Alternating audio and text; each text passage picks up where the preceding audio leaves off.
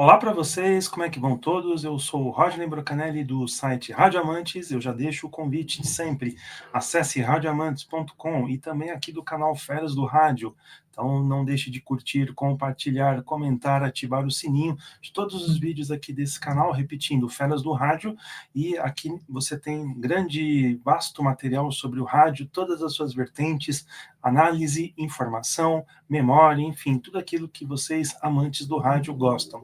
E hoje eu venho aqui, antes, deixa eu só avisar que vai ter barulho de serralheria, vai ter barulho de bateção, enfim, mas vamos que vamos então. E hoje eu venho aqui trazer os comentários dos ouvintes, então, é aquele bate-bola que a gente sempre faz. Como é que funciona?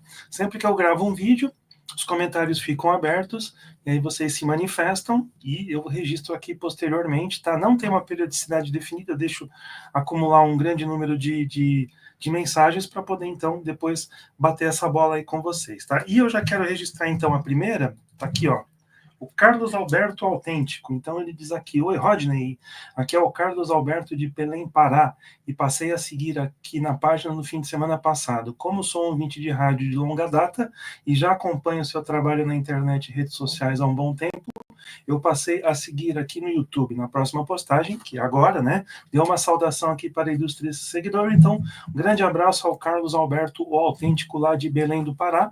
Grande abraço, seja bem-vindo e obrigado aí pela confiança aí no trabalho da gente. Vamos seguir aqui. Tem aqui, desculpa, eu não consegui pegar aqui o autor do comentário, mas aí depois ele vai se identificar, vai saber quem é. Beleza? Por acaso você tem alguma novidade sobre quando a Musical vai passar o bastão do Dial para a futura Forbes Brasil? Ainda não. E você sabe se tem algum dia chances da Play FM voltar para o Dial da Capital, com aquela equipe que tinha o Ricardo San, Fernando Teles e a Gislaine Martins até 2022? E aí o César Souza responde aqui antes. Essa rádio deixou de ir ao ar no fim de 2022, mas estava no streaming da Band Play até o início de 2024, quando tiraram do aplicativo. Então foi extinta. Assim, gente, olha, não vejo grandes possibilidades da Play voltar, infelizmente.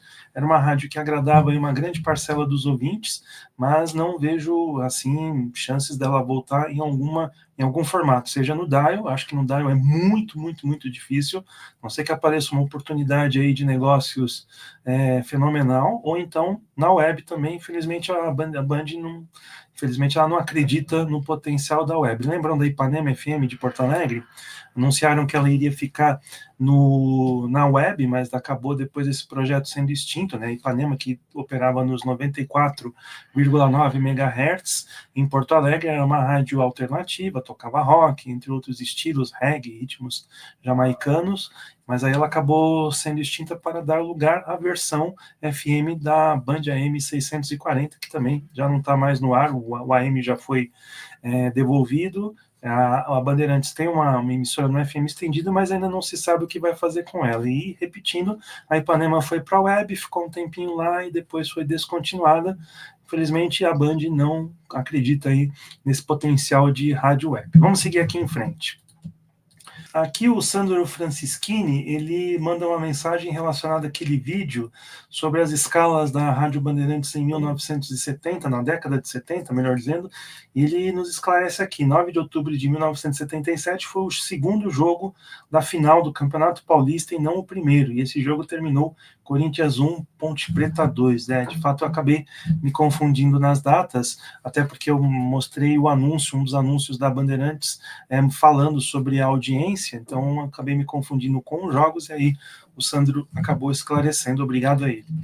Temos aqui o Alessandro dos Santos, no Grande Prêmio Brasil de Fórmula 1 1976, presente na propaganda que a gente mostrou no anúncio, ocorreu justamente a estreia de Emerson Fittipaldi na equipe Copersucar. Ele largou na quinta posição e chegou em 13º, 3 voltas atrás do vencedor Niki Lauda, que dirigiu uma Ferrari, após uma prova cheia de problemas com seu FD4, ou seja, infelizmente, né, para a carreira do Emerson Fittipaldi na Fórmula 1, a Copersucar foi um verdadeiro abacaxi.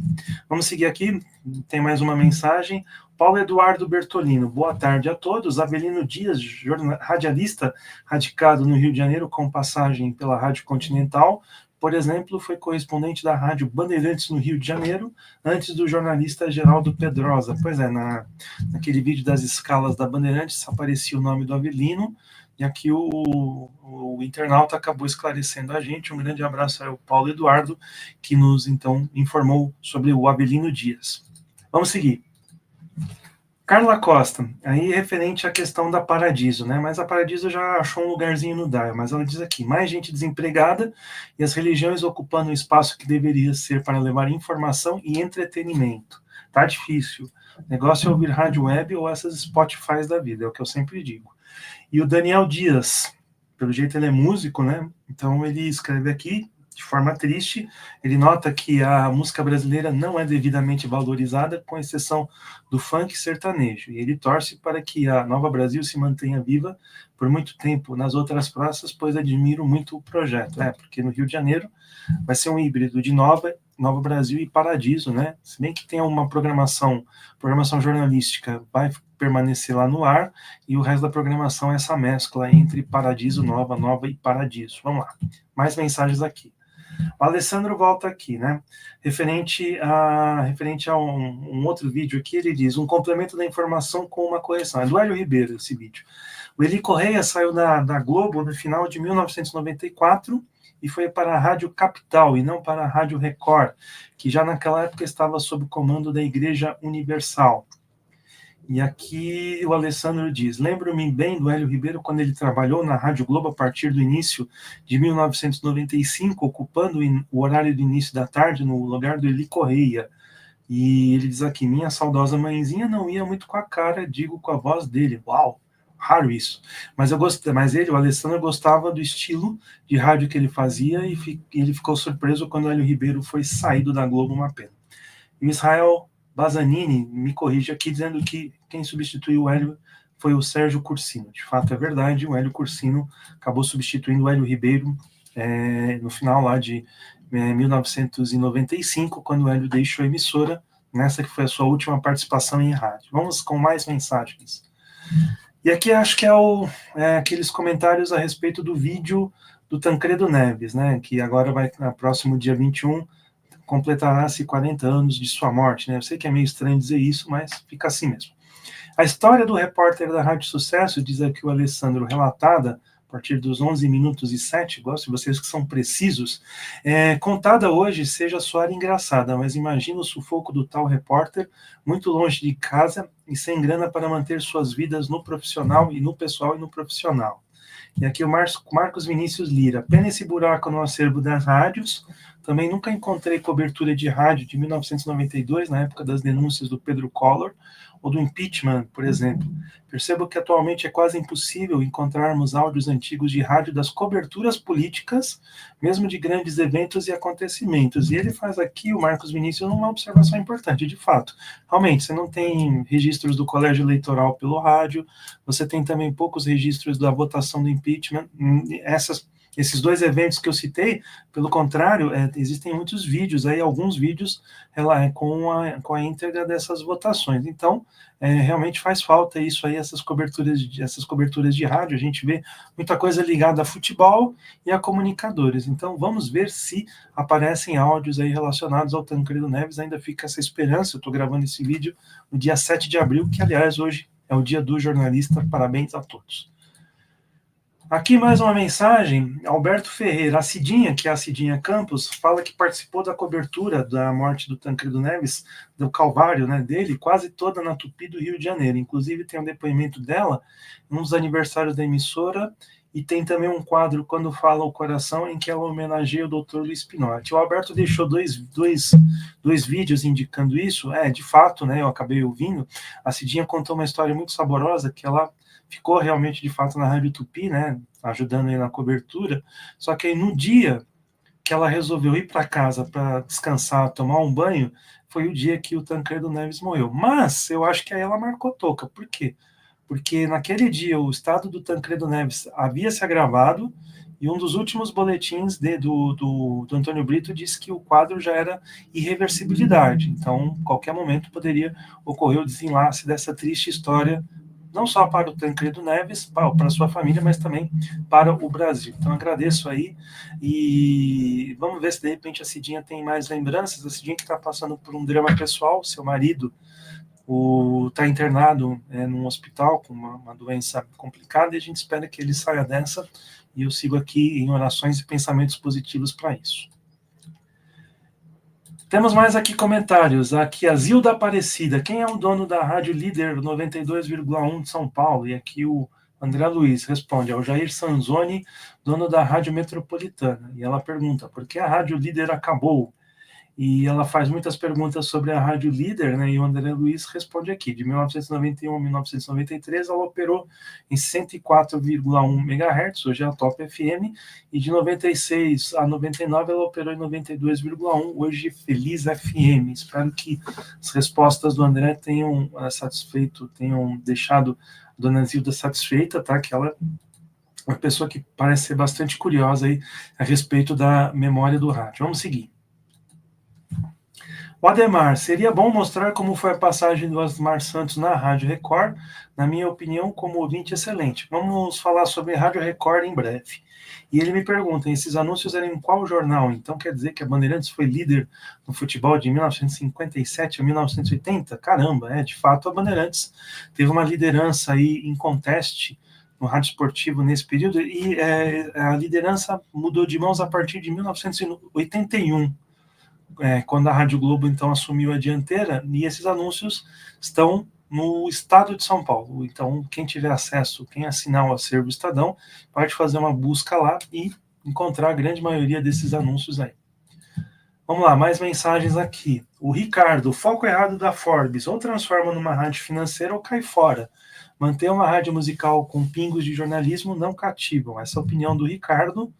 Vamos continuar esperando para ver. Ainda não existem novidades, claro, até 14 e 19 do dia 7 de abril, não existem novidades sobre o projeto da Forbes. Vamos esperar e ver o que eles vão divulgar. A gente tem que esperar o projeto deles aí e verificar se de repente é bom ou não.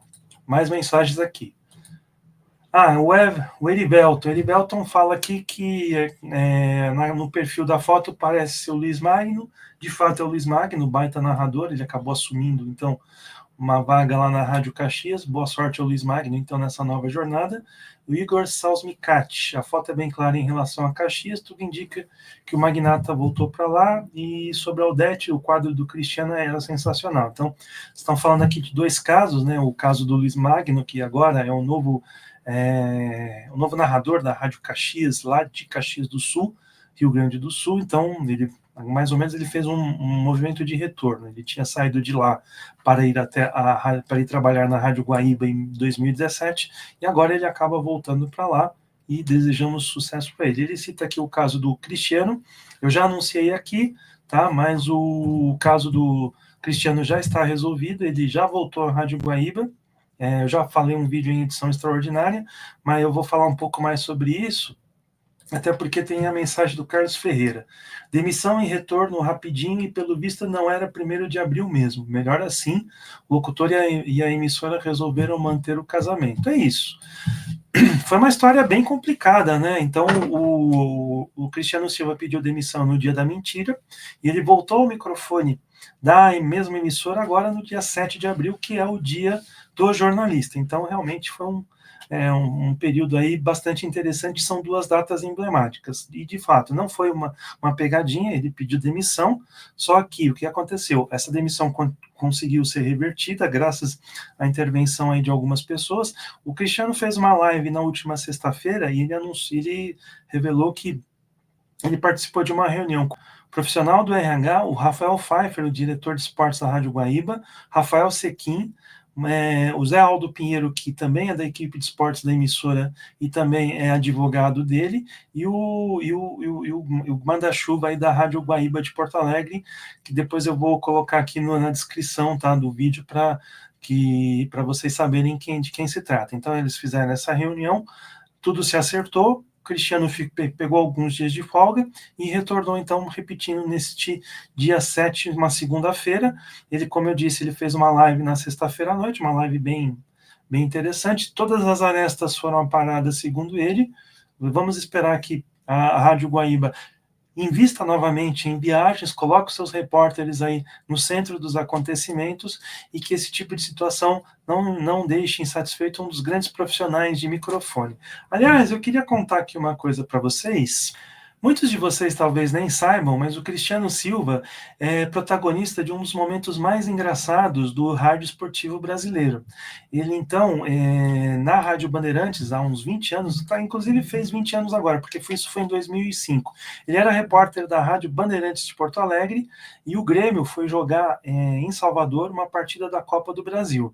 E naquela época não havia tanta restrição para o trabalho dos repórteres, ele acabou fazendo uma entrevista com um jogador que estava deixando o campo para ser substituído, e a declaração do jogador acabou sendo surpreendente. Então, o Marcinho, que era um lateral do Grêmio, foi entrevistado pelo Cristiano Silva, o Cristiano questionou por qual era o motivo da saída, e o Marcinho não teve papas na língua. Ele declarou que estava com dor de barriga, que teve um problema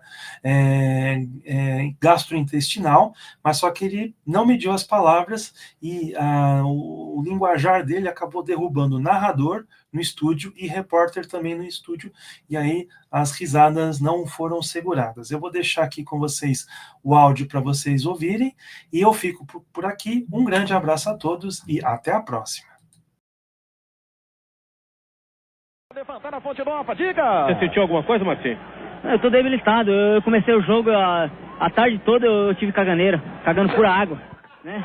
E eu tô muito debilitado. Falei pro professor, falei por coisas que não dá, porque eu tô tremendo. Tô tremendo. Beleza. Valeu, Marcinho. Debilitado, meu. Que eu vou fazer? 34 minutos, segundo tempo. Ai, minha Nossa Senhora. Vai pra cobrança de escanteio o time do Bahia. É que a diarreia realmente é um problema. Debilita o jogador, não há dúvida, né? Debilita o repórter também. Também. Olha o Guaru para cobrar de escanteio. Vai para a bola, respirando fundo, o Guaru bateu. A bola não chega a sair, afasta a zaga do Grêmio, Cristiano Silva. Bom, cara, tivemos problema com o Cristiano Silva lá, rapaz.